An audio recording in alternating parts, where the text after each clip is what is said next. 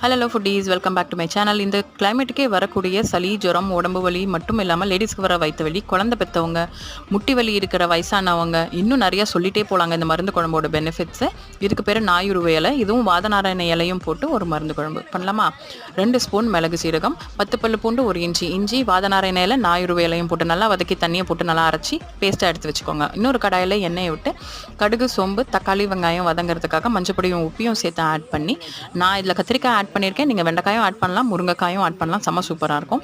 வாசனைக்காக ஒரே ஒரு பச்சை மிளகாயும் போட்டு நம்ம அரைச்சி வச்சிருக்கிற மருந்து குழம்பு பேஸ்ட்டையும் இதில் சேர்த்து ஆட் பண்ணி, ஒரு லெமன் சைஸ் புளியை நல்லா கரைச்சி ஆட் பண்ணிக்கலாம். பெருங்காயத்தூளை தூவி இறக்கிட்டிங்கன்னா சூப்பரான மருந்து குழம்பு ரெடிங்க. காரத்துக்கு குழம்பு தூள் தேவையில்லை, பெப்பர் காரமே போகும்.